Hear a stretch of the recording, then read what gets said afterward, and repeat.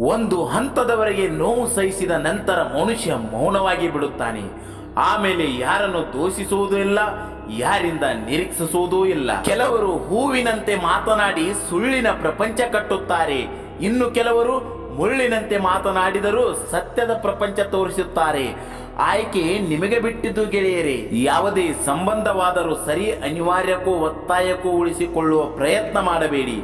ಅದು ಹೆಚ್ಚು ಸಮಯ ನಮ್ಮೊಂದಿಗೆ ಉಳಿಯಲಾರದು. ಪ್ರತಿಯೊಬ್ಬರಿಗೂ ಒಂದು ಕಾಲ ಬಂದೇ ಬರುತ್ತದೆ. ಜೀವನದಲ್ಲಿ ಸಾಧನೆ ಎಂಬ ಶಿಲೆಯನ್ನು ಕೆತ್ತಲು ಗುರಿಯ ಹಾದಿಯಲ್ಲಿ ಎದುರಾಗುವ ಅವಮಾನಗಳೆಲ್ಲವೂ ಒಂದೊಂದು ಉಳಿ ಪೆಟ್ಟು ಇದ್ದಂತೆ. ಯಾರು ನಿಮಗಾಗಿ ಯಾರನ್ನಾದರೂ ಬಿಡುತ್ತೀನಿ ಎಂದು ಹೇಳುತ್ತಾರೋ ಅವರನ್ನು ನಂಬಬೇಡಿ. ಅದು ಅವರನ್ನು ಬಿಟ್ಟು ಮನಸ್ಸು ನಾಳೆ ನಿನ್ನನ್ನು ಬಿಡುವುದಿಲ್ಲ ಎಂದು ಹೇಗೆ ಹೇಳುವುದು? ಕೆಲವರು ಎಷ್ಟೇ ಒಳ್ಳೆಯದನ್ನು ಮಾಡಿ ಒಳ್ಳೆಯದನ್ನು ಬಯಸಿ ಅವರಿಗೆ ಅದು ಅಸಹ್ಯವಾಗಿರುವುದಿಲ್ಲ.